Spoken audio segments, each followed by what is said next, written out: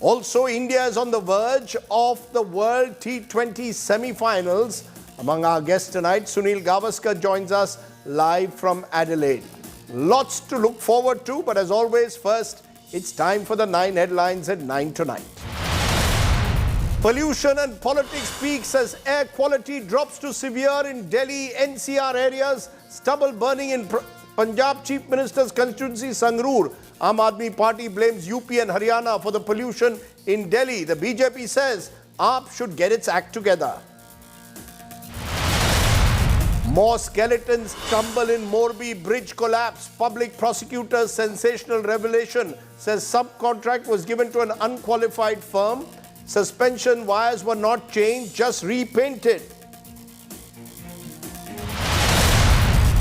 Prime Minister Modi greenlights the Delhi municipal election campaign, inaugurates more than 3,000 flats in Delhi, which will be handed over to economically weaker section families, move to rehabilitated Jhuggi-Jhopri clusters. Elections in Municipal Council of Delhi likely in December. Enforcement Directorate turns the heat on Jharkhand Chief Minister Hemant Soren, summons Soren in an illegal mining scam tomorrow. Chief Minister says agency is being misused to target him and create a political crisis. In Rajasthan, the Ashok Gehlot versus Sachin pilot battle escalates once again. Pilot taunts the Chief Minister after he was praised by the Prime Minister. Says even Ghulam Nabi was lauded by the Prime Minister shortly before his Congress exit. Padma Bhushan recipient and women's rights activist Ela Bhatt passes away. Best known for founding Seva, Bhatt empowered women at grassroots, made them financially independent, inspired many other NGOs. Gambia says it has not yet confirmed India made the cough syrup as the cause of children's deaths. Medicine body in Gambia now claims some children died without consuming the suspected drugs.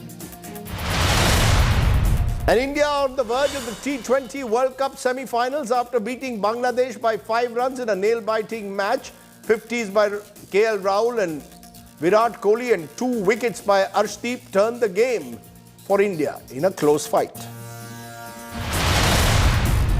And King Khan's special surprise to his fans on his 58th birthday, releases the teaser of his upcoming film Pathan, featuring him, Deepika Padukone and John Abraham. Boom.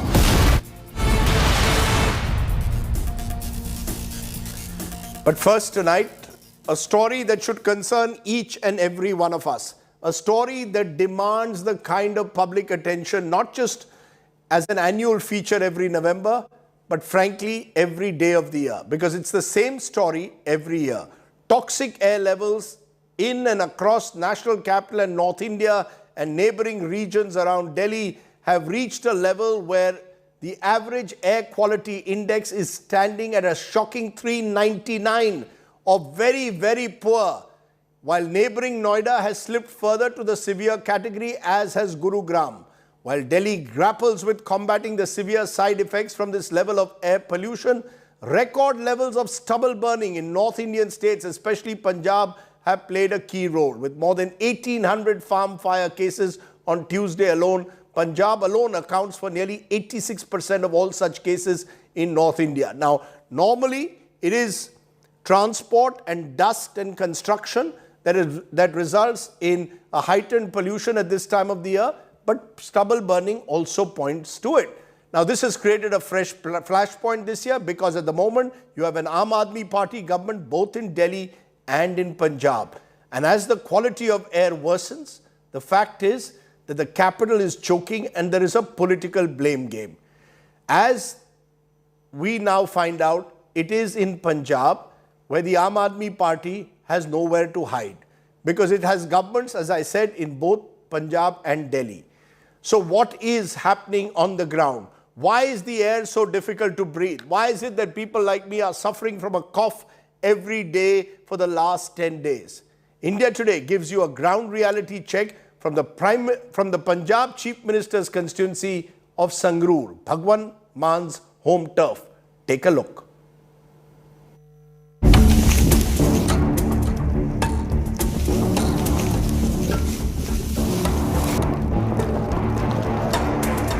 This is Punjab Chief Minister Bhagwant Man's constituency. In Punjab, Sangrur, stubble burning is rampant. The clearest indication that absolutely nothing has been done to stop this menace by the Aam Aadmi Party government in the state. But despite India Today's expose, the Punjab Chief Minister remains defiant. मेरे को index पे है air quality ਇਹਦੇ ਵਿੱਚ Faridabad number 1 ਤੇ ਹੈ ਹਰਿਆਣੇ ਦਾ ਸ਼ਹਿਰ ਹੈ ਇਹਦੇ ਵਿੱਚ ਮਾਨੇਸਰ ਗਵਾਲੀਅਰ ਗੁੜਗਾਉਂ ਸੋਨੀਪਤ ਲੁਧਿਆਣਾ ਵੀ ਹੈ ਪੰਜਾਬ ਦਾ ਭੋਪਾਲ ਪਾਣੀਪਤ ਕੋਟਾ ਕਰਨਾਲ ਰੋਹਤਕ ਹਿਸਾਰ ਜੋਧਪੁਰ ਇੰਦੌਰ ਮੇਰਠ ਇਹ ਤਾਂ ਇਦਾਂ ਲੱਗਦਾ ਜਿਵੇਂ ਪੰਜਾਬ ਤੇ ਦਿੱਲੀ ਪ੍ਰਦੂਸ਼ਣ ਕਰ ਰਹੇ ਨੇ ਆਲੇ ਦੁਆਲੇ ਬਾਕੀ ਸਾਰੇ ਸਵਿਟਜ਼ਰਲੈਂਡ ਹੀ ਵਸਦੇ ਨੇ ਬਸ Smoke hangs thick in the air as acres are lit up to get rid of stubble. And farmers here state the government has offered no practical solutions to them. जो मशीन सरकार बनाती है उसको हम बोलते हैं happy seeder super seeder rotavator 3 प्रकार की मशीन है जो सरकार हमको मुहैया कराती है ठीक है और जो मशीन है वो भी इसको कंट्रोल नहीं कर पाती क्योंकि जो उपरला गेहूं जलता है इसका लाहन जलता है मशीन का काटा है इसको कोई मशीन नहीं ऐसी बनी जो इसको कंट्रोल कर सके कोई भी नहीं करती है अगर जो इसको बिच बहाते हैं इसमें गेहूं की जो पैदावार है वो बहुत कम होती है उदों अगली बात इसमें कीड़ा पड़ता है जो गेहूं को खाता है किसानों का बुरा हाल होता है पिछली बार किसानों के खेतों के खेत खाली हो गए Farmers contend if the government really is serious about providing them options, they should first get compensation for the labour charges they have to incur. Farmers are now daring the Bhagwant Mann government to take action against them, resolutely stating that they will continue to burn stubble. कोई इस तरह कर पराली फूकांगे फूकते रहांगे कराओ करांगे क्यों आप लोगों को डर भी क्यों खत्म हो गया सानू डर क्यों अपनी ਜ਼ਮੀਨ ਆ ਅਸੀਂ ਆਪ ਕੁਛ ਮਰਜ਼ੀ ਕਰੀਏ ਅਸੀਂ ਕੀ ਨੌਕਰ ਆ ਉਹਨਾਂ ਦੇ ਅਸੀਂ ਕਿਹੜਾ ਨੌਕਰ ਰੱਖੇ ਹੋਏ ਆ ਅਸੀਂ ਆਪਦੇ ਖੇਤੀ 'ਚ ਕਰਦੇ ਆ ਮਜਬੂਰੀਆਂ ਨੇ ਸਾਨੂੰ ਖਰਚੇ ਪੈਂਦੇ ਨੇ For the last many years, the Kejriwal government in Delhi has gotten away with blaming the Congress government in Punjab for stubble burning and failing to curb the practice. AAP is now in power in Punjab. Yet, nothing has changed except for hollow promises that clearly haven't been fulfilled. As the national capital chokes with hazardous levels of pollution, the stubble burning continues unchecked in Punjab. This is the constituency of Punjab Chief Minister Sangrur, where you can see stubble burning continuing unchecked. Wherever you will see the camera moving, there is stubble burning in every field. It's very difficult to breathe over here. However, it's really unfortunate that no checks and balance is being followed on the ground. With video journalist Shagun Bharadwaj, this is Shreya Chatterjee from Sangrur for India Today. So who's going to fix the air we breathe every day? Why are farm fires continuing to rage in Punjab unchecked? Have Punjab and Delhi governments, both of the Aam Aadmi Party, failed when it comes to checking air pollution? Why is air emergency not a priority across our political class?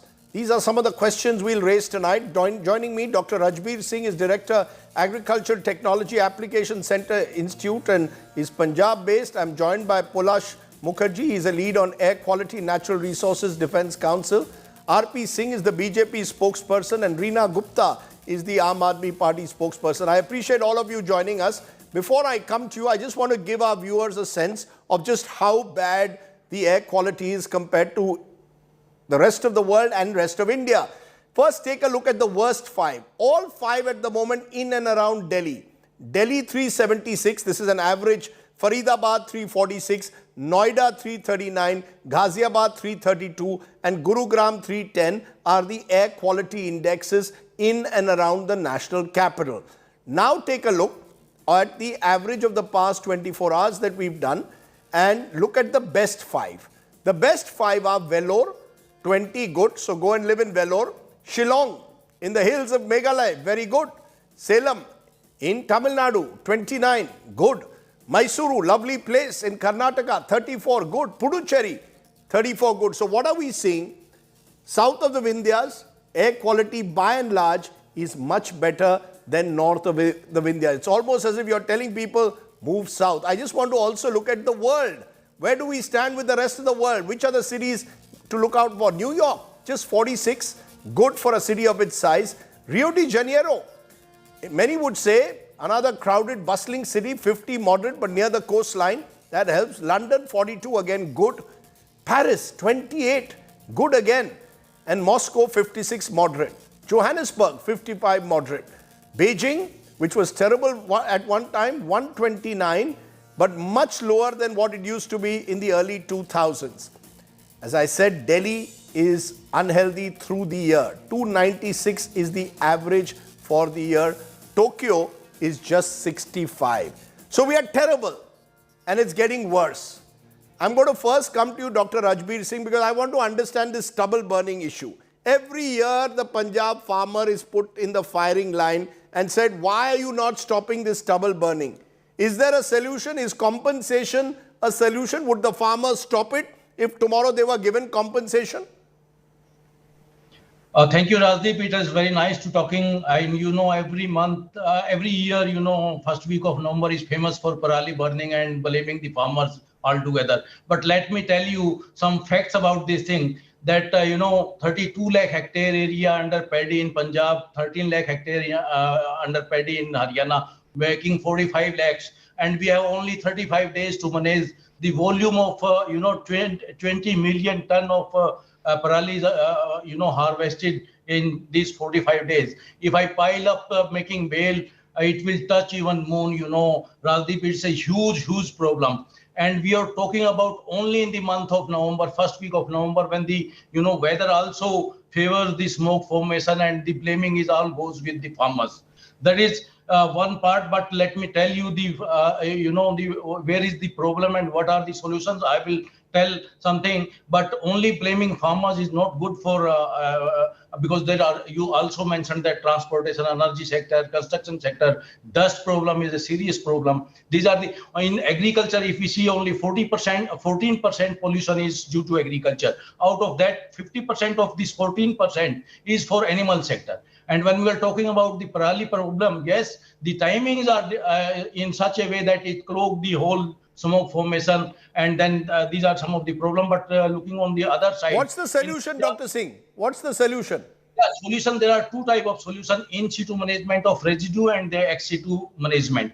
In situ, there are machines available. Government has given a very helping, I would say, central sector scheme, and they have providing machines to the farmers. More than 2.5 lakh machines has been given to the farmers of Punjab, Haryana, and Uttar Pradesh. And let me tell you one more thing: the whole burning in Uttar Pradesh is equivalent to the burning of one district in Haryana, maybe Fatehwad or Karnal, and the whole burning in Haryana is equivalent to one district of Sangrur in Punjab.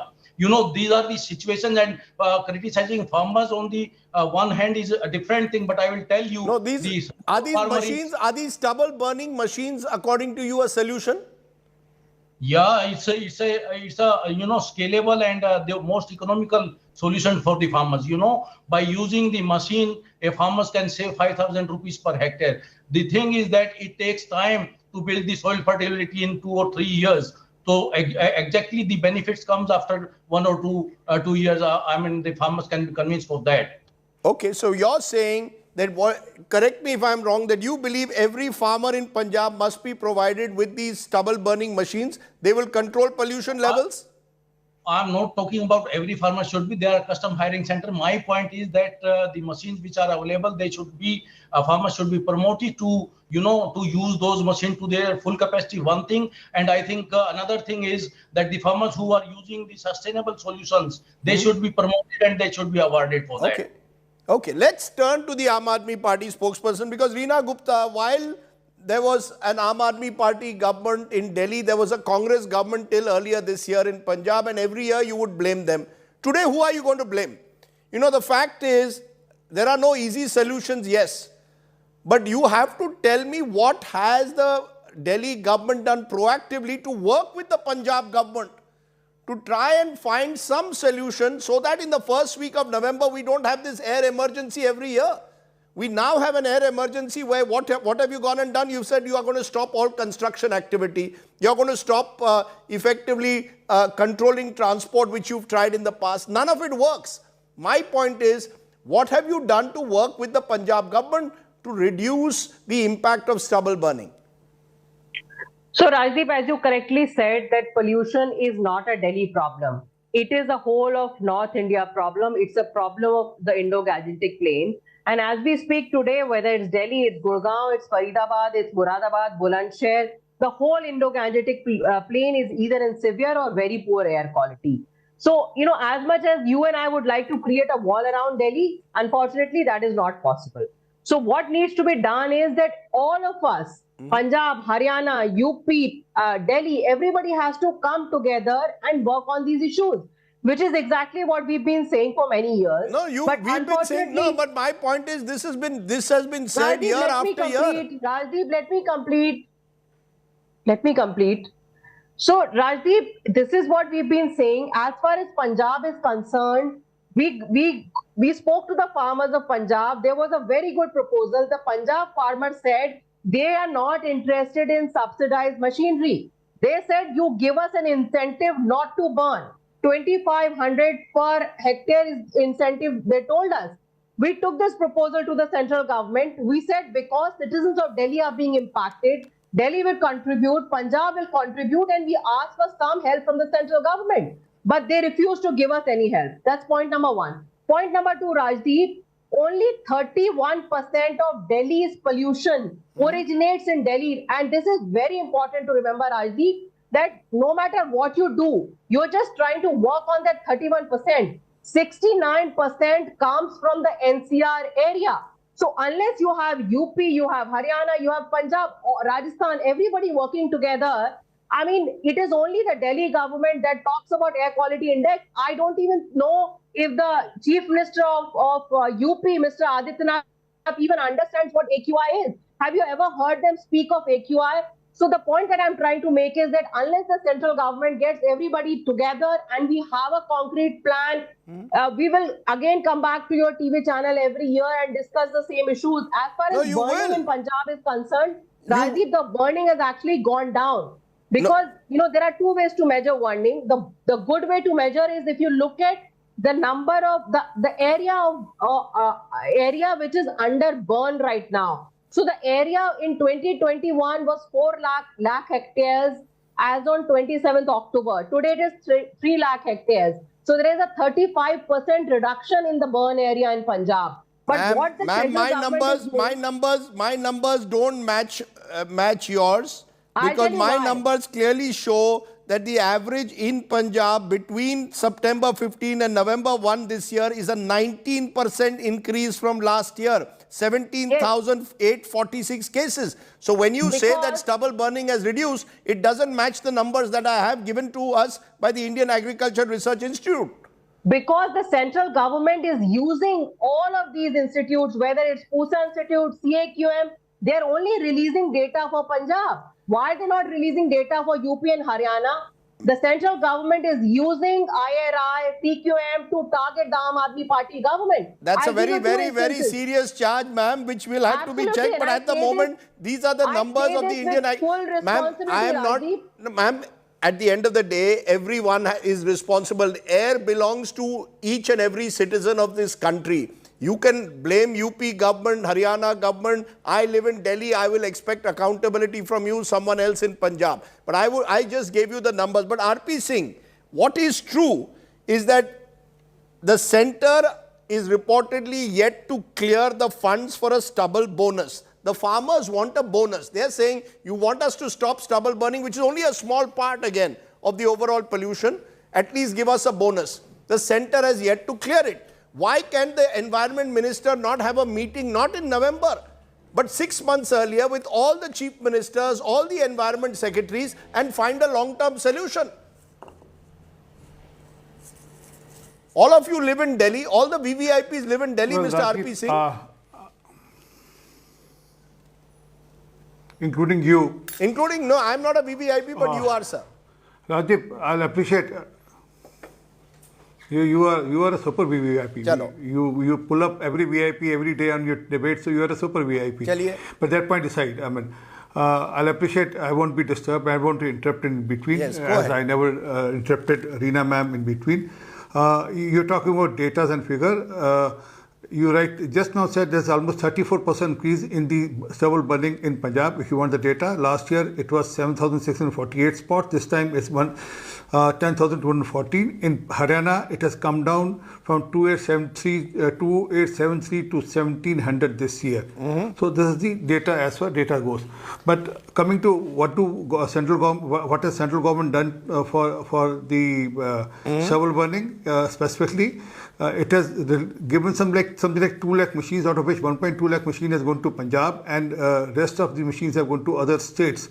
And the funds which was allocated was something like 2,440 crore till now, and out of which 1147 crore, almost 50% or 45% has gone to Punjab, some 693 crore to Haryana, and UP has got some 534 crore, and Delhi has got some 5 crore. But these are data. Now coming to the other subject. No, my question to you, sir, my question was, why can there not be an emergency group meeting which meets every quarter, finds solution, tracks air? You've got terrific officials. India is not short of talent, both in the private sector and the public sector, that can work on air pollution. But there has been no concerted effort by the Modi government at the center either. Can I complete? Yes, please.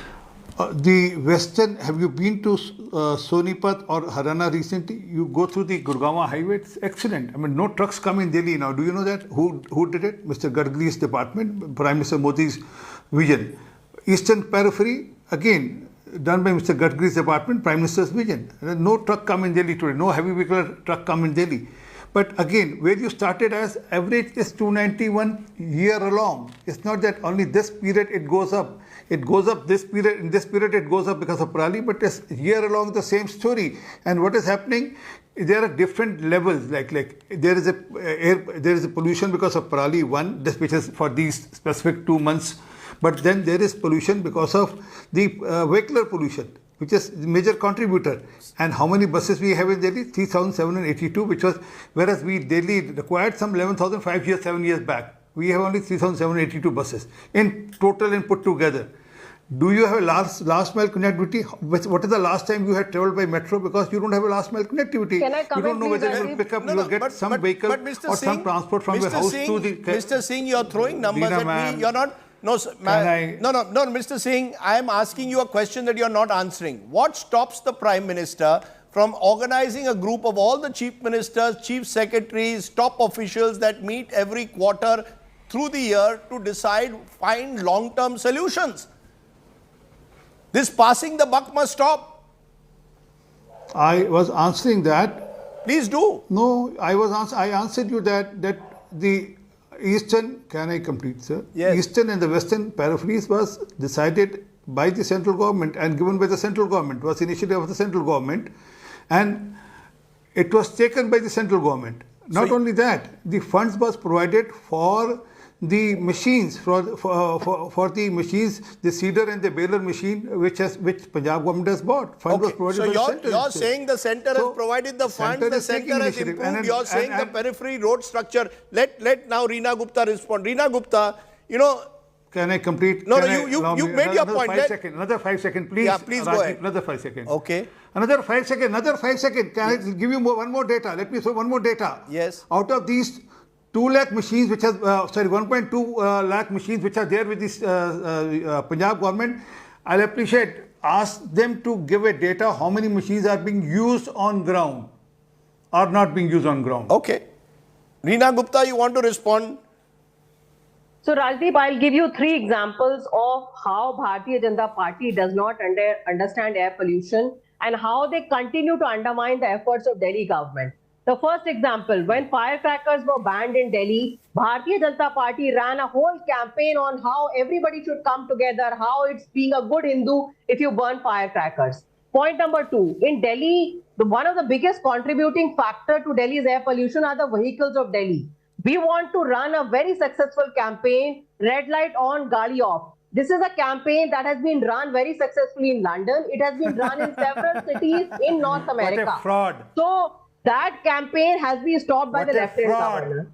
Right now, the city of Delhi is under I'll graft, answer that, which means please. there should be no construction in Delhi. The Bharatiya Janata Party defies all orders. These are orders of their agencies, of the Central Air Quality Commission. They defy all orders and they continue to build their own party office, which was fined yesterday by the Delhi Pollution Control Committee. So the Bharatiya Janata Party is not interested in solving this pollution crisis, and that is the reason why we don't see a solution. Okay, and Rajdeep, you're very correctly saying can that what I- stops can I- the central can I government give in a calling small a high-level rebuttal? meeting. 1 minute, We 1 have minute, in Mr. fact Allow been me for a writing to small the central rebuttal. government from July itself. The Environment Minister of Delhi wrote to the Honorable Environment Minister, the Union Environment Minister in July, requesting, please let us all come together and make a winter action plan for NCR. Okay, There is no winter action plan in any other place I've except heard for the Delhi. politicians and the passing the Can I buck has make a gone. No, small just a minute, point? Mr. Small Singh, point. Mr. Singh, I will let you Very respond. small point, But Rajdeep. Polosh, You allowed her to rebut okay, me, but allow me to rebut give a her. small point. Please do. Well, she was talking about red light on off, something like engine on off at the red light. I'm saying make Delhi complete Delhi red light free. It's possible, and I give a challenge. You take me on board, I'll ensure Which that red light cities- Delhi is red which light free cities within the red next light free, 3 sir? years. Is There will be no Gurgaon red light red in light Delhi. free? You're not required red light in Delhi, but you are Mr. not interested in RP, that. just a minute. Your government Just is a not minute, interested Mr. in that. You have not built a single Please do flyover not bridge come in and last give these fallacious 7 Producer. years. Not a Is single Gurgaon bridge or and flyover in Noida last red 7 light years. Okay, Have you producer, built let's one? let's reduce the voice levels. Producer, I have to go to Polosh Mukherjee. He's our lead on air quality at the Natural Resources Defence Council. Mr. Mukherjee, you're hearing the politicians. Do you see a long-term solution, or is this now something that is endemic because construction is not going to stop through the year? Transport, the fact is we still suffer greatly because a large quantity, a large amount of air quality decline is because of the quality of vehicular pollution that we have. Is there a long-term solution? Thank you. Thank you, Rajdeep. Firstly, I'd just like to say two things here. This is a recurring problem. It is a problem not just limited to Delhi. We are talking about Delhi now because we've crossed the severe or very poor or severe levels, but that doesn't mean that the rest of the country is safe. The rest of the country is also has air pollution levels that exceed India's national standards. Forget about WHO standards. They exceed India's national standards year round. That's why they're called non-attainment cities.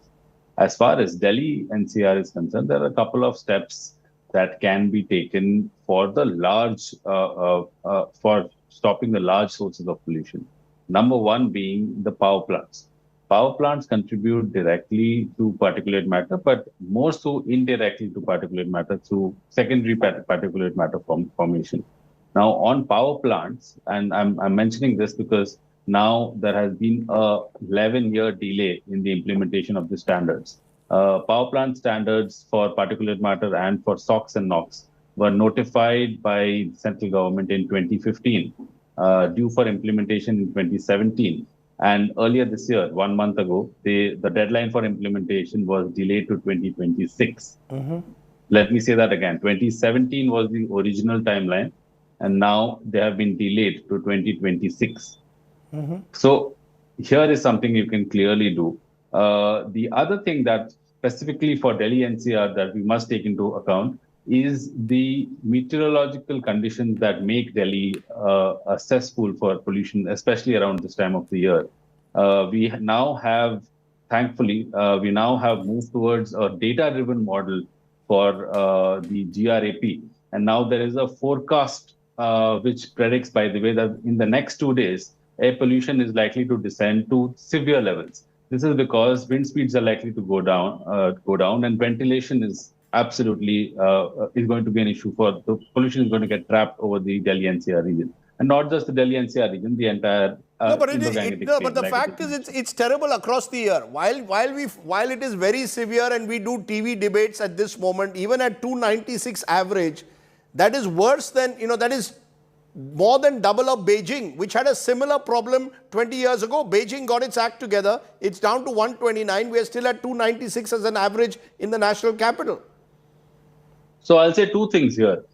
Two things which should be a priority. One is prioritize health and adaptation at any cost. And what I mean by this is that you have to recognize that we are living in a state of emergency most of the year, and therefore, like you were mentioning, the response to this in terms of governance has to be at an emergency scale. There have to be meetings of not just the Prime Minister but chief ministers and department heads through the year on sensitive topics like this, preparing for something which can't be helped. Like this period is prone in terms of weather. So there need to be emergency measures that comes in. And the second is the more long-term thing is in terms of governance and compliance. Now, I'd like to ask everybody here if they know what the percentage of filled positions on their pollution control boards is. The fact of the matter is our states and our cities are simply not equipped to deal with air pollution or pollution of any matter. No, but give me a practical solution. Give me a practical solution. Do you have a practical solution? The practical solution is to appoint your top bureaucrats to positions where it can make a difference. The pollution control board posting is very often a punishment posting. That shows the priority that the government gives to the environment. And I'm talking about governments across the board here. Okay, so Rajdeep, can I respond, please? Yeah, please respond. Reena Gupta, please respond. Because, excellent point. No, just a minute. A few years ago, when you all came to power, you tried the odd-even scheme. It didn't quite work. The fact is that these are piecemeal schemes, short-term measures. You need long-term fixes, particularly to public transport issues, particularly to controlling construction or setting norms for construction. Where is that? Why is that not done? Rajdeep, excellent point made by the specialist on the panel. And I fully agree with him that pollution control boards need to be made modern. Look at the Delhi Pollution Control Board. We have no head of the Delhi Pollution Control Board because the Lieutenant Governor of Delhi has decided that it's not important enough to have a head of Delhi Pollution Control Board. We have written to him several times that the pollution season is approaching. Can you please go ahead and appoint somebody? There are still vacancies in Delhi Pollution Control Board. We keep writing to the Lieutenant Governor, please help us fill those positions. So Rajdeep, it is very clear that the Bharatiya Janata Party-led government does not realize how big of a problem pollution is in the country, not just in Delhi NCR. In many of our tier 2, tier 3 cities, the solution is very great. You keep recommending your cronies for pollution board. And Mr. Arti Singh was making that laughable idea about making Delhi traffic red light free. When have you recommended a pollution for a pollution board? Mr. Singh, let her finish. I'll come to you. I'll come back to you. One of your political Rajdeep, cronies. just 2-3 examples I want to give. Delhi is a 24/7 electricity state, the only state in the country. As a result of that, whenever graph kicks in, the diesel gensets are prohibited. But you go to Gurgaon, there are several societies in Gurgaon which only run on gensets. They're not connected to the grid. So, you can't make Delhi into one capsule and, it doesn't get impacted by what's happening in Noida and Gurgaon. Okay. So as a NCR area, we have to come together. But the Modi government is using CAQM, it is using POSA Institute to cherry pick data and to target the opposition states and nothing else. Let me ask you that, Mr. Mukherjee, because Mr. Mukherjee, you presumably follow that. Is it true that data is being cherry picked, or is the data as bad as I put it out? Look, the data is quite bad. There is improvement over the years, and I've been following this for the last decade or so. There is improvement over the years, but then nowhere close to the extent that where we should have been. The fact of the matter is the data real or is it falsified? The AAP spokesperson seems to suggest that the data is falsified. Is that true? I wouldn't be able to comment on that. I'm saying it's being cherry-picked, Rajdeep. No, whether it's being cherry-picked or not, the fact is that the situation is embarrassingly bad. Now, we can go on and on today talking. I this morning checked, AQI in Gurugram, which is Haryana, was almost 400 in the morning. Delhi was 370 at that moment. the situation reversed by the afternoon where Delhi was worse than Gurugram. So let's not blame each other. My point is, next week there's a Chief Secretary's meeting. Here in Delhi, of all the Chief Secretaries of the country, why don't they make air pollution top subject? R.P. Singh, you are close to the BJP government at the centre. Can you please request the government of the day, Mr. Bhupendra Yadav is the Environment Minister of the country. Please tell him Chief Secretaries of India are meeting next week. Why don't you make air pollution one of your main agenda points? And please come up with a white paper. Rajdeep, I just announced some data and you said I'm talking about data. Is that data itself is white paper, which is telling 2 lakh machine has been provided, out of which 1.2 lakh machine was with Punjab. Let them give a data of how many machines are being used. Okay. And then when they come with data, I have data with me, but I'm not announcing it today. Give me a second, Rajdeep. I'm not announcing it today for a reason. Let me ask, one minute. You made a point, you made an allegation. Let me ask, you made an allegation, Dr. Rajbir Singh, is it true in Punjab that the machines are not being used? Rajdeep, machines are being used, and for your kind information, I tell you 43% area there is no burning last year also. I am pretty sure that the availability of machine and farmers awareness programs have created awareness among farmers. And this year I think there will be reduction in the fire events captured by satellite. But my point here, what you told, yes, interministerial coordination, cooperation and convergence is the key to the success to the air pollution problem. Okay. As you know, this is a problem of 3 decades old. It cannot be solved in 3 months or 3 years. No, I agree I agree it can't be solved overnight, but I just want to know, why is it not top of the agenda?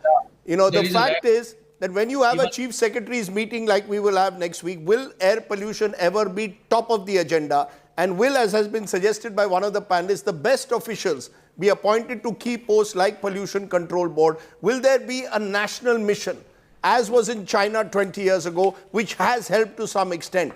Can we not have that? Do we not want our children to have a better life than we by breathing better air than we breathe? Think about it. This is an issue which unfortunately TV channels only focus on at this time of the year, and we forget it about the rest of the year. I thank my panelists, but I do hope that maybe we can create through systems out there just a greater focus on air pollution. Let's turn from there to another governance deficit that is staring us. This has been the week where the Gujarat bridge tragedy has highlighted that governance deficit. Now the police in Morbi, where the bridge collapse took place, claim the Oriva group did not change even the cable that snapped, but only the floor of the bridge as part of the renovation. They subcontracted the work to another firm, which the investigators fear did not have the technical know-how for such a project. While 9 people have been arrested, the Oriva owners are still in hiding. Let's take a look at tonight's ground report.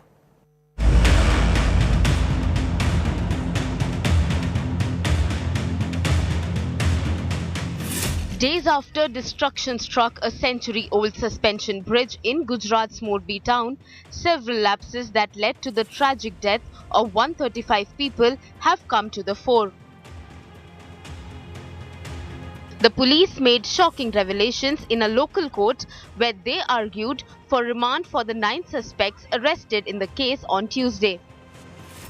The prosecution claims the cables of the bridge were not replaced when the repairs were carried out. Oriva only replaced the bridge's flooring with much heavier aluminium sheets. એટલે અમે એમનું એવું કે તપાસની અંદર એમને એવું ખોલેલું છે કે જે રોપ છે કેબલ કે બદલવામાં આવેલા નથી પણ માત્ર ફ્લોરિંગ બદલવામાં આવેલું છે કે હાલની તપાસમાં અમને એટલું નીકળેલું છે એટલે જે 4 લેયર એલ્યુમિનિયમનું ફોર એમને લેયર કરેલું છે. Deepak Parekh, the Oriva manager in police custody, told the court the accident was an act of God. India Today has accessed the remand copy. It reveals the renovation of the bridge was carried out by Oriva Group in 2007 and 2022. According to the police, Oriva contracted the repair work to another firm, Dev Prakash Fabrication. The police want to ascertain if Dev Prakash Fabrication was technically equipped to handle the work. The remand copy says Oreva did not take clearance from the administration before reopening the bridge on October 26. The police say they want to investigate if any tests to check the strength of the bridge were done or if any expert agency supervised the work. Oreva were given a 15-year contract for the bridge's upkeep by the district administration in March 2022. The contract was to end in 2037. Two managers of Oreva Group and two subcontractors who repaired the bridge along with 5 other arrested suspects have been remanded in police custody till Saturday. The Lawyers Guild in Morbi staged protests on Wednesday and declared they will not represent the accused. इसमें act of God का कुछ नहीं है। ये कानूनी जोगवाई के मुताबिक उसमें जो कानूनी क्रिमिनल नेग्लिजेंसी है उसके मुताबिक एफआईआर दर्ज हुई है। इसमें एक्ट ऑफ गॉड की कोई बात नहीं है। Meanwhile, Oreva chairperson Jaisukbhai Patel is absconding and his house is deserted. With the foot soldiers of Oreva in judicial custody, questions are being raised as to how the big fish still remains elusive. Bureau Report, India Today. Let's take a break at this point. When we return, we are turning to Mr. Sunil Gavaskar. We've interviewed him in Adelaide, where India is on the verge of the T20 World Cup semi-finals after beating Bangladesh by 5 runs. Can India go all the way? That's the big question. Back in a moment. You're watching the news today. News without the noise.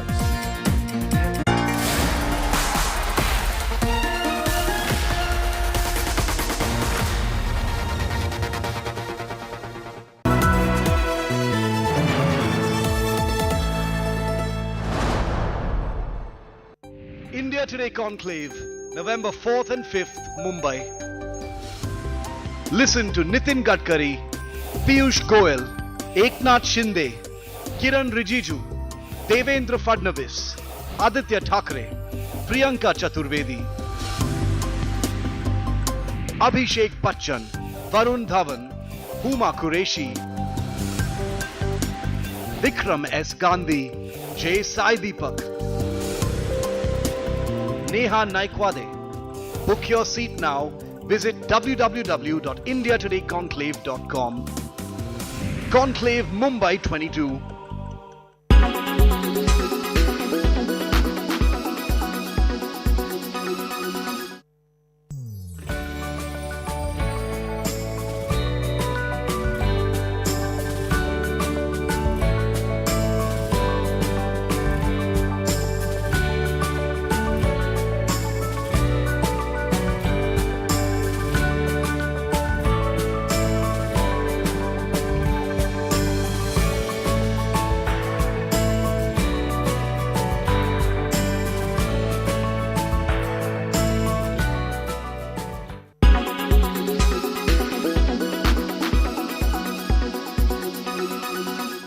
Everyone's busy finding what's trending.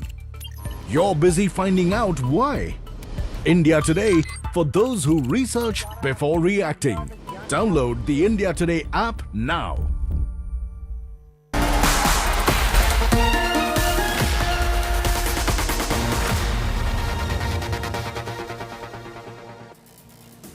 Let's turn to some good news. India is on the verge of qualifying for the World T20 semi-finals when in a nail-biting finish in a match marked by rain, India defeated Bangladesh by 5 runs in Adelaide. But what happened in those crucial last moments? India just squeaked home. Take a look.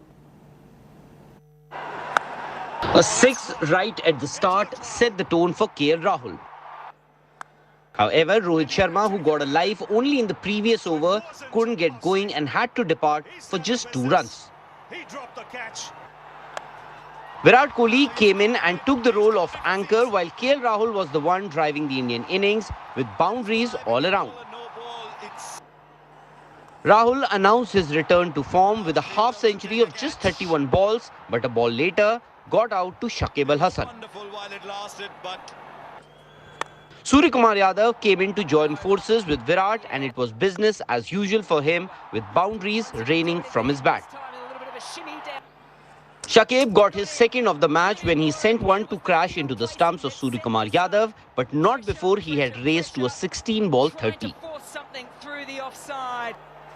Virat took over from there and soon stepped on the gas even as he saw Hardik, Karthik and Akshar Patel fall from the other end. A half-century was for the taking and Virat wasn't going to miss out, registering his third 50 of the tournament and allowing India to post 184 in a must-win game. For India, the scare came early in form of Liton Das. The Bangladeshi opener bludgeoned everything that came his way, making the best possible use of the power play and reaching his 50 of just 22 balls. Bangladesh was 66 for no loss in 7 overs, and then came the bigger scare as heavens opened up. The start meant that Bangladesh was 17 runs ahead of the Duckworth-Lewis par score. When play restarted, Bangladesh were given a revised target of 151 of 16 overs, that is 85 more runs in 9 overs. And things didn't resume well for them, losing Liton Das to a direct hit from KL Rahul. In fact, that really was the turning point. KL Rahul getting Liton Das run out. Joining us, Sunil Gavaskar from Adelaide.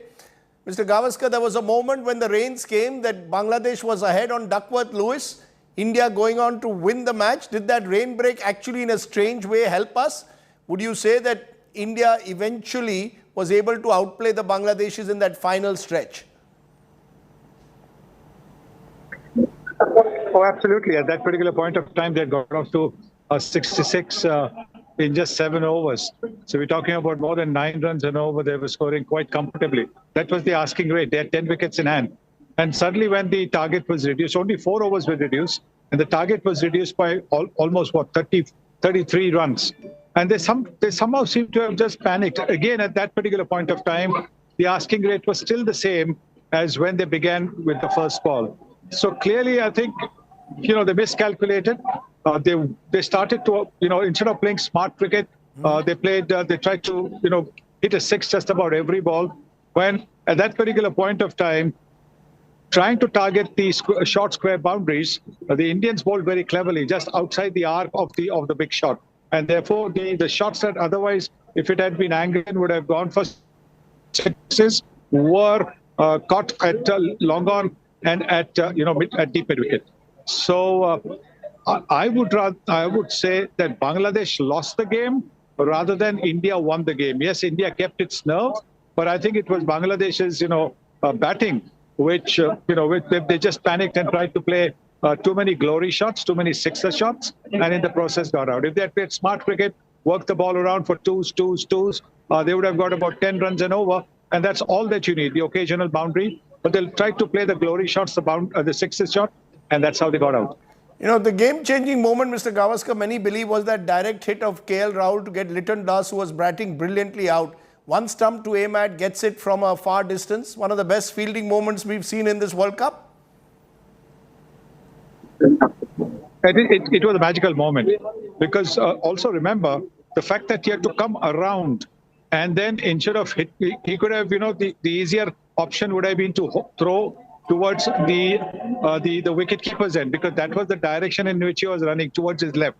But then to stop and turn and then hit towards the bowler's end took a lot of presence of mind. He might have seen through the corner of his eye as he went to pick up the ball that Liton Das had slipped a little bit, stuttered just a little bit in his attempt to come for the second run, and realized that was the end that was going to be more profitable than the end at the batting end. One final question, a word on Virat Kohli, Adelaide special ground, again scoring runs today. He's really at the moment looking like he's back to being King Kohli.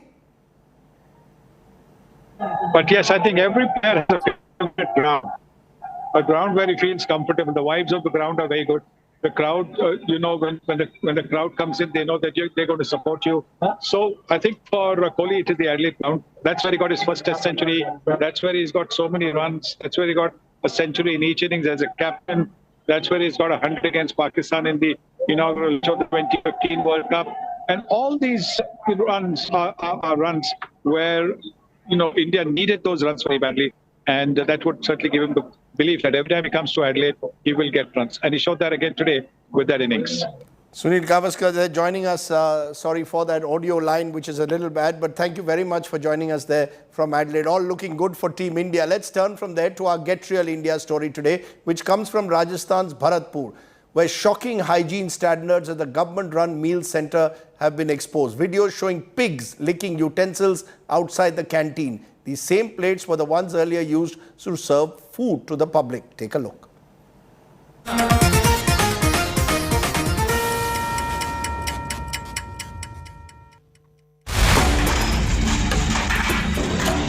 Utensils lying on the side of the road and pigs licking the plates with leftovers. This video is from an Indira Rasoi in Rajasthan's Bharatpur, a glaring example of sheer negligence. The kitchen in front of the MSJ college was being run by an institution named Mother Teresa Anath Seva Samiti.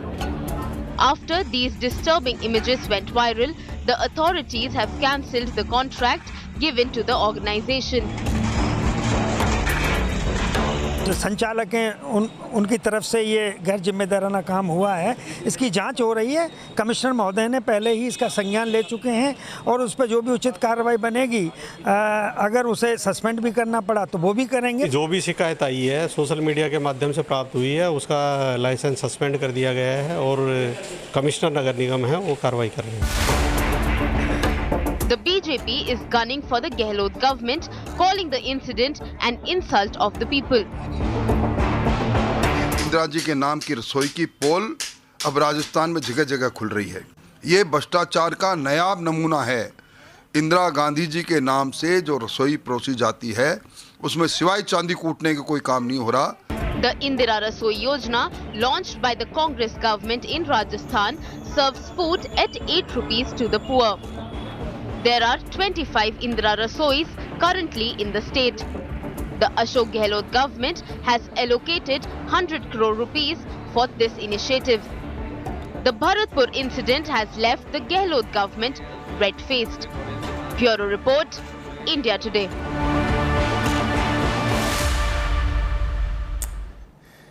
Unfortunate images there coming in from Rajasthan, but Get Real India is what that segment is about. Let's leave you then with our image tonight. Bollywood superstar Shah Rukh Khan has turned 57 today, and fans are leaving no stone unturned to make the Pathan actor's birthday memorable.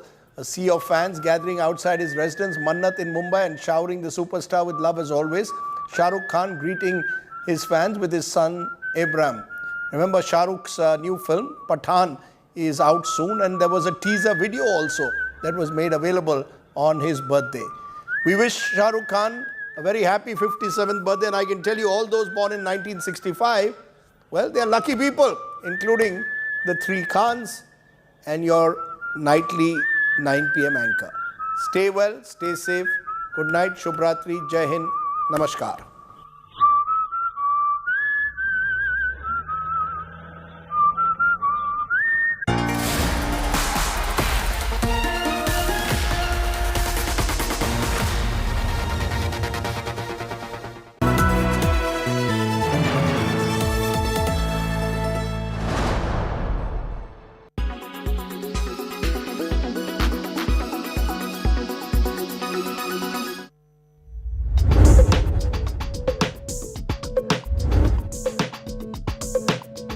A touch screen enables users to interact directly with the display monitor. They become a feature of everyday life at supermarket checkouts, ATM machines, on GPS devices, and most commonly with tablets and smartphones. There are two common types of touchscreen technology. One is called resistive. Two transparent sheets are coated with a conducting material and separated by tiny dots called spacers. When the two layers are pressed together, they create an electrical circuit that indicates the point of contact. Uses include cash and ticket machines. The other capacitive touch technology is most commonly used in tablets and smartphones. A layer of insulating material like glass is coated with a fine grid of electrodes thinner than human hair. This is sandwiched between an outer protective glass layer and an LCD screen that displays the images. As the human body is also an electrical conductor, Touching the screen with a finger results in a change in the electrostatic field, indicating the point of contact. More recently, smartphone manufacturers have moved towards so-called on-cell and in-cell technologies. On-cell locates the touch technology onto the outer glass, whereas with in-cell, the touch sensors are built into the actual display panel. Both approaches allow devices to be thinner and lighter. New applications for touchscreen technology now include unlocking smartphones using a biometric fingerprint scanner. When a capacitor sensor is activated, it takes a high-resolution snapshot of a fingerprint, which is compared against the information stored inside the phone. If the unique characteristics in the arches, loops, or whorls match the device, it will unlock.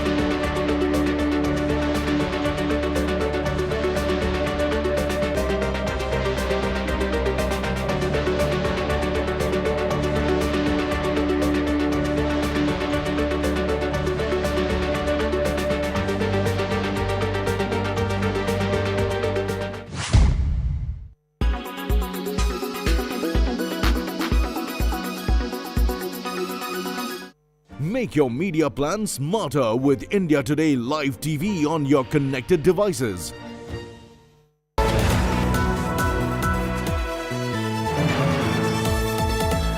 Indian Army is ready. Strong words from Lieutenant General Ojla, the Chinar Corps commander, and two strong back-to-back statements. First, Raksha Mantri Rajnath Singh on Shaurya Divas talking about Gilgit and Baltistan, Parliament resolution taking back Pakistan-occupied Kashmir, and then the statement of the Chinar Corps commander.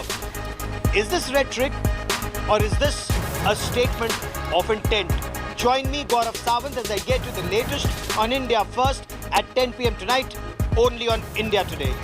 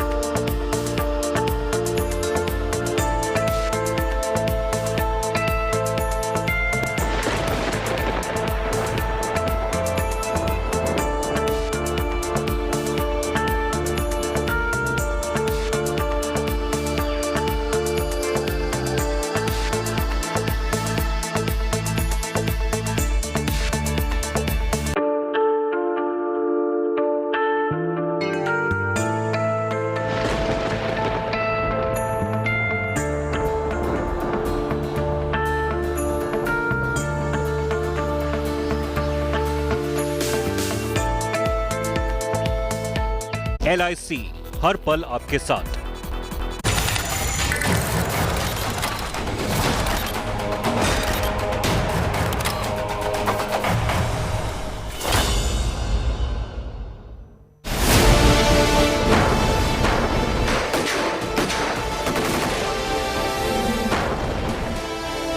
India says ready for action. Back-to-back strong statements on Pakistan-occupied Kashmir. First, Defence Minister Rajnath Singh. Pakistan भी पाक occupied Kashmir में आज जो अत्याचार का बबूल बो रहा है, आने वाले समय में उसके सामने कांटे की ही फसल तैयार मिलेगी। Now, the Kashmir Corps Commander. Army की पूरी तैयारी, मतलब जब भी ऐसा कोई डिसीजन लिया जाता है और हुक्म आते हैं तो वो आर्मी के पास ही आएंगे। Is this rhetoric or statement of intent?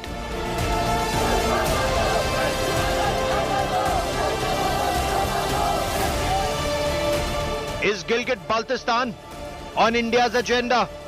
That's our top focus on India First. The Kashmir Corps Commander's statement soon after the comments of Defence Minister Rajnath Singh has set the cat among pigeons.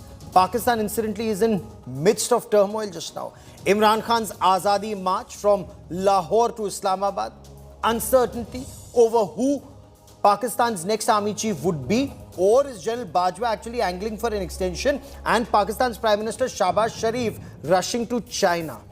But what is India signalling, especially at a time when India and China remain locked in a standoff in Ladakh? I'm Gaurav Sawant. We discuss, but first as always, the headlines on India First. Pollution and politics peaks as air quality drops to severe in the national capital region and Delhi.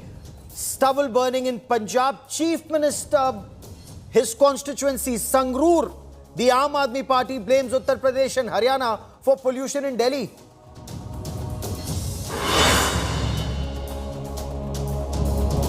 More skeletons tumble out of Morbi bridge collapse. Public prosecutors' sensational revelation says subcontract given to an unqualified firm. Suspension wires not changed, only repainted.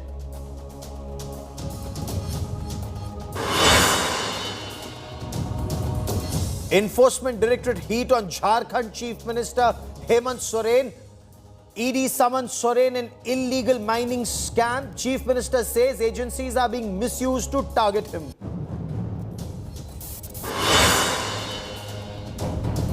Prime Minister Narendra Modi greenlights Delhi municipal election campaign, inaugurates 3,024 flats in Delhi which have been handed over to EWS families, moved to rehabilitate Jhuggi Jhopri cluster dwellers.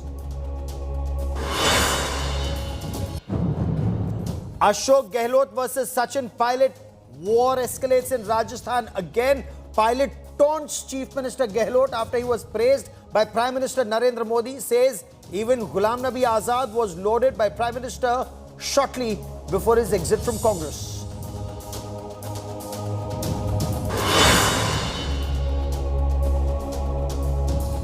The Army and the Central Armed Police Forces have recorded 176 kills this year, including 50 foreign terrorists in Jammu and Kashmir. The Kashmir Corps Commander, Lieutenant General ADS Ojla, said that most parameters along the LOC indicate normalcy with a sharp fall in infiltration attempts. Pakistan is in turmoil.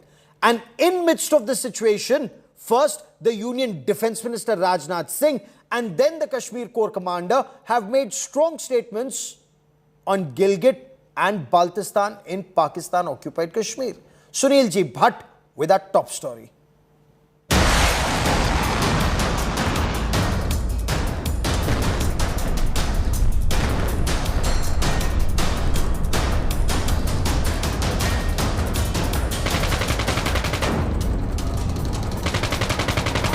Jammu and Kashmir के पीएको को आप भारत का हिस्सा नहीं मानते हो क्या? Aggressive ना हो, जान दे देंगे इसके लिए। क्या बात कर रहे हो आप? पाकिस्तान भी पाक आबूकाई कश्मीर में आज जो अत्याचार का बबूल बो रहा है, आने वाले समय में उसके सामने कांटे की ही फसल तैयार मिलेगी। आर्मी की पूरी तैयारी है। Surgical strikes in September 2016. Malakot airstrike in February 2019. And after abrogation of Article 370 in August 2019, is Pakistan occupied Kashmir the new target on Prime Minister Modi's mind? Listen in to Lieutenant General ADS Ojla, the Kashmir Corps Commander. Army की पूरी तैयारी है। मतलब जब भी ऐसा कोई decision लिया जाता है और हुक्म आते हैं तो वो आर्मी के पास ही आएंगे। मतलब ना केवल आर्मी के, इंडियन आर्म्ड फोर्सेस के पास जाएंगे। सो जब इंडियन आर्म्ड फोर्सेस के पास जाएंगे तो आर्मी, एयरफोर्स, नेवी हम मिल के जो है उसको बड़ी अच्छे तरीके से जो है उसको निभाएंगे ग्राउंड के ऊपर, और उसी के लिए हमारी हर दिन जो है वो हम तैयारी के अंदर लगे रहते हैं। Even as targeted killings of Kashmiri Pandits and immigrant laborers are on the rise in the valley, the Chinar Corps commander said that the army is employing all its capabilities to ensure peace in the valley. This comes days after the remarks that Defence Minister Rajnath Singh made while attending Shaurya Divas in Srinagar. He hinted about the government's resolve to retrieve POK, a resolve to implement the unanimously passed resolution by the Indian Parliament on February 22, 1994. अभी तो हमने इस इलाके के development का आगाज भर किया है। अभी तो हमने उत्तर दिशा की ओर चलना प्रारंभ कर दिया है। हमारी यात्रा तो तब पूरी होगी जब हम 22 फरवरी 1949 को भारतीय संसद में सर्वसम्मत पारित हुए प्रस्ताव को अमल में लाएंगे और उसके अनुरूप हम अपने बाकी बचे हिस्से जैसे गिलगित और बाल्टिस्तान तक पहुंचे। Calling out Pakistan's hypocrisy, Defence Minister slammed it for its violation of human rights in the region it has illegally occupied. Pakistan भी पाक आबूकाई कश्मीर में आज जो अत्याचार का बबूल बो रहा है, आने वाले समय में उसके सामने कांटे की ही फसल तैयार मिलेगी। आने वाले समय में पाकिस्तान को उसके जुल्मों का परिणाम जरूर मिलेगा। The Bharatiya Janata Party has fully backed the statements made by the Defence Minister. Corps Commander Chinar Corps, Srinagar-based Army Headquarters, what he said, he just briefed that Indian Army are always ready. The statements have been made, but are these political rhetoric, or does the government have a strategy given Pakistan is at its weakest? First it was Raksha Mantri Rajnath Singh, and now it is Srinagar-based Chinar Corps Commander. The message from India to Pakistan is loud and clear. Pakistan will have to vacate Pakistan-occupied Jammu and Kashmir, else India can explore all options. And if push comes to shove, even military option can be considered. This is Sunil Bhatt reporting from Jammu for India Today. And the back-to-back statements have Pakistan in panic. They're talking about the mess in their country and the huge gap in the defense preparedness between the two countries. Imran Khan's Azadi March, he's asking for quick elections. There's uncertainty over General Bajwa, whether he will continue as the Pakistan Army Chief beyond November. Who will his successor be? And of course, Shahbaz Sharif, Pakistan's Prime Minister, rushing to China after General Bajwa's week-long trip to the United States of America. Let's get you some reactions from across the border in Pakistan. India जो है वो बहुत बहरहाल इस मामले में sensitive है और वो अपने एलाइज को जो है, और इंडिया इस पोजीशन में भी होता है कि वो किसी भी मुल्क पे दबाव डाल सके, अमेरिका के ऊपर भी वो दबाव डाल सकते हैं। राफेल जहाज और फिर वो जो S-400 मिसाइल जो उनका वो डिफेंस सिस्टम है वो, और पता नहीं है क्या कुछ भारत खरीदना चाह रहा है। तो ये एक ऐसी दौड़ शुरू कर रहा है खित्ते में। हम तो अपना बजट इजाफा नहीं कर रहे हैं, हमारी फौज तो बिल्कुल जो भी उसका बजट है, जैसे भी उसके हालात हैं, पाकिस्तान की हिफाजत करने के लिए तैयार है। और दूसरी तरफ हम ये देख रहे हैं तो इसको कहीं ना कहीं तो मैच करना पड़ेगा, वसाइल तो देने पड़ेंगे हमें अपनी फौज को। पिछले 2015 से लेकर 2019-20 तक आ जाए तो आपको पता चलता है कि इंडियन आर्म फोर्सेज ने for the military equipment and for buying new military hardware अपनी डिमांड डबल कर दी है। So you're looking at the panic in their voice, especially after the statement made by the defense minister and the Kashmir Corps commander. But look at past precedent. First, the surgical strike. There was no response from Pakistan on ground. Then the airstrikes at Balakot. And Pakistan's defensive response, followed by Prime Minister Narendra Modi's chilling warning to Pakistan of Qatl ki raat if then Wing Commander Abhinandan wasn't returned. And he was. But the fact also remains, Pakistan is a nuclear weapons state sponsor of terrorism. How should we look at these developments? Joining me on India First is Lieutenant General Syed Atta Hasnain, former Kashmir Corps commander, Ambassador Vishnu Prakash. He's served both in Pakistan and in China, and of course in the West, for a diplomatic perspective on this big story. And of course, Group Captain MJA Vinod, the former Mirage 2000 fighter pilot, joining us on the broadcast. Gentlemen, welcome. General Hasnain, political rhetoric on POK and Gilgit-Baltistan since 1994, or is the message different this time? Gaurav, firstly, thank you for this, for inviting me for this show. No, I don't think this is political rhetoric. When the decision was taken on 5th of August 2019, I was very clear that the publication of the new maps, the great blue map showing Ladakh, the whole of Ladakh, the golden yellow map showing the whole of POJK and Gilgit and the rest of the areas of Jammu and Kashmir, they were stark opposite. They were shown to the whole world.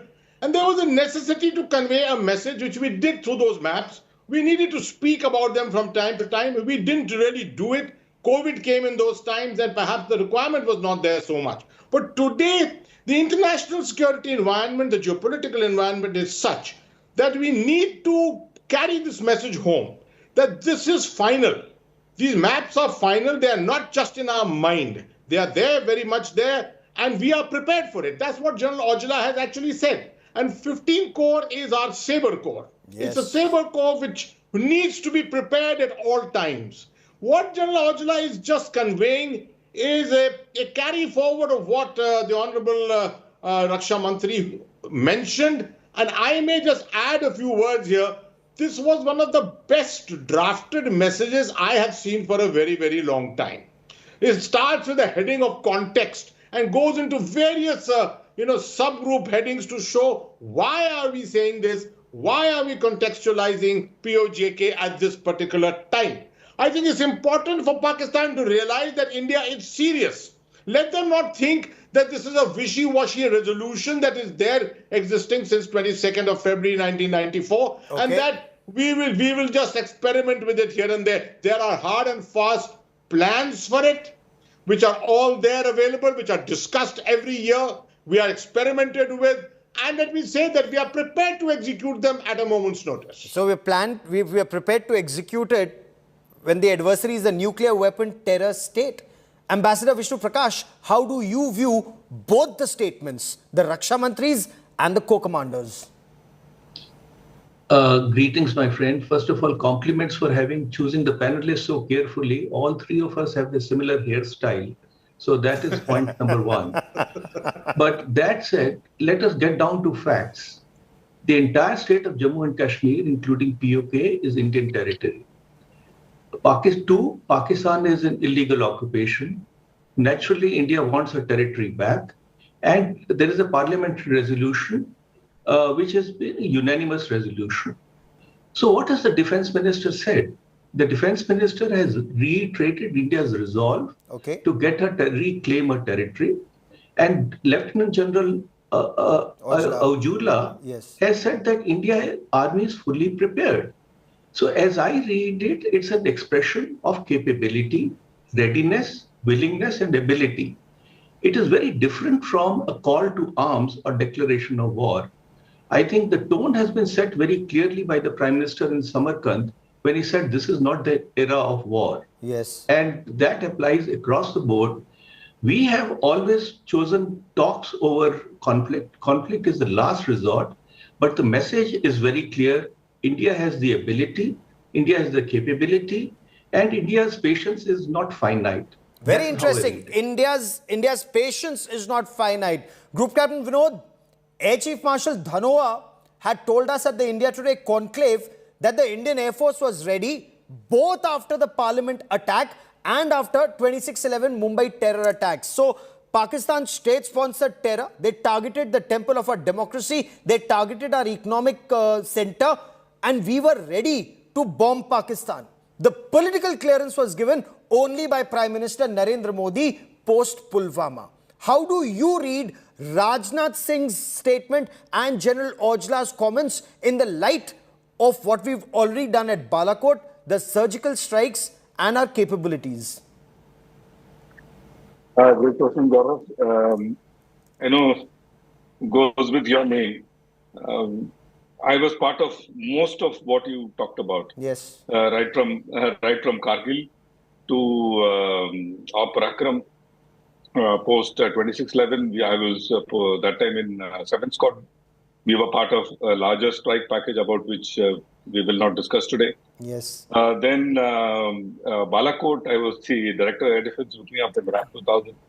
And after that, I retired. So the chunk of the recent operation.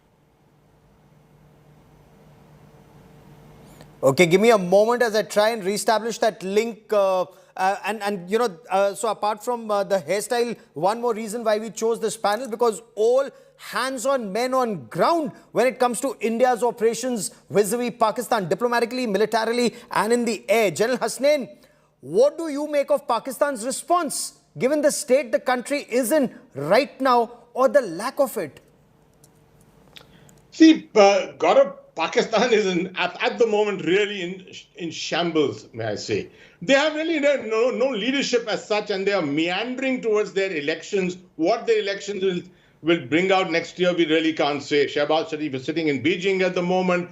Internally, Pakistan, all the political parties, generally there is no balance between any of them, and the military is struggling itself with its own reputation. Having said that, this is an appropriate moment to just actually place in the minds of the leadership and the people that their idea of integrating Jammu and Kashmir ever with Pakistan, or even bringing about any form of azadi, which people may think about here, is a lot of hogwash. It is these statements from time to time which convey this and just communicate it, nothing more than that.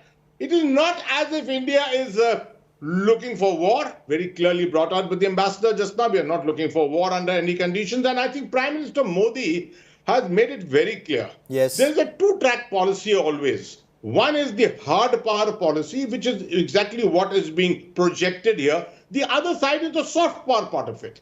The aspect of conveying to your enemy that you are not, your adversary, that you are not capable of doing what you wish to do against us.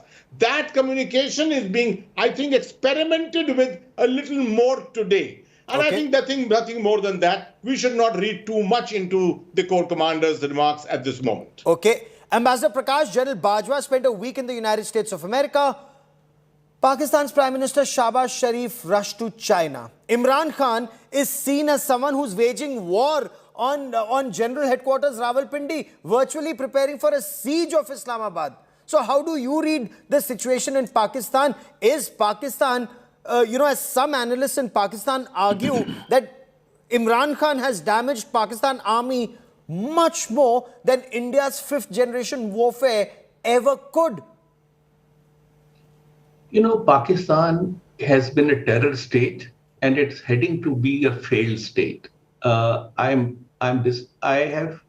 not happy to say that, but that's a fact.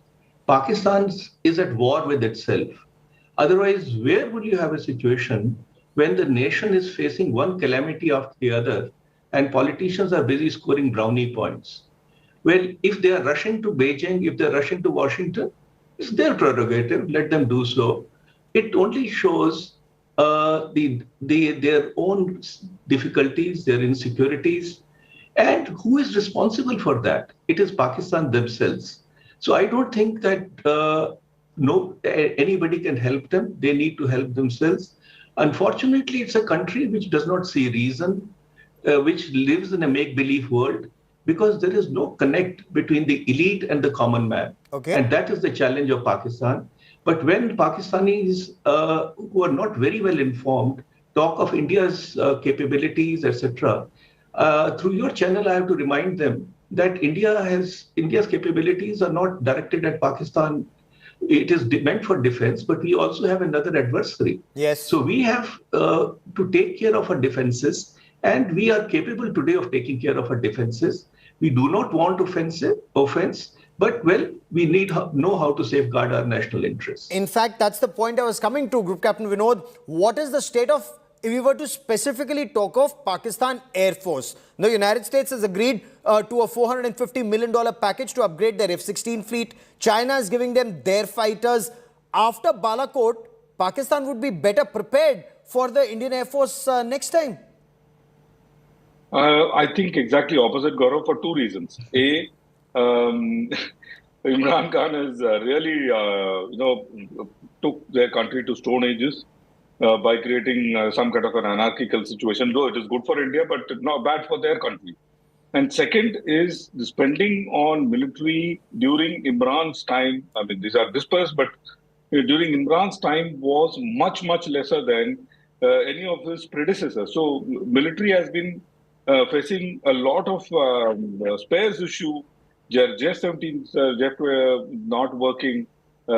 This shot in the arm which they got for F-16s is because to keep up the F-16's image that, I mean, that's in my opinion that, America has sort of supported them. Otherwise, they had very dismal serviceability percentage since the inception of F-16. So their Air Force is in shambles. And currently our Air Force is picked up. So with all this at the backdrop, so I'm just a little bit of a disagreement. And all this is the backdrop, I think Rajnath Singh ji made the statement that we need to now go and rescue our people who are in Pak-occupied Kashmir, and their lives are, I mean, you saw one of their representative came on your channel and started crying. Yes. So it is the human suffering in POJK is very, very bad.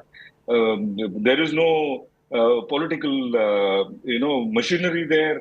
There is huge water supply, water shortage during winters, especially. People won't believe it. Electrical load shedding is 16 to 18 hours, sometimes 3, 4 days there is no electricity. The life is very, very bad there.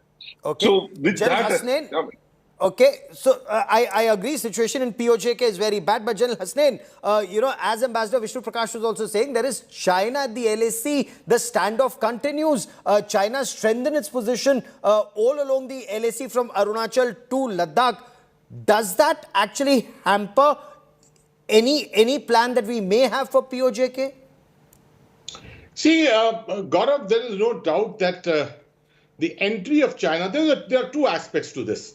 The first is that the interest which China also has in POJK, particularly in the Gilgit-Baltistan area. You see, after all, the China-Pakistan Economic Corridor, the BRI, which goes to westwards, both are really strategic highways, strategic corridors, not really economic corridors as such. So it will affect them and they will come into it. Therefore, getting into the physicality of it may be something which may be premature without having thought through it. The second aspect is, yes, with what's happening on the LAC and the relative stabilization of the situation in Jammu and Kashmir itself, there is a thought process going on that we need to perhaps re-establish the order of battle and perhaps be able to put more troops on the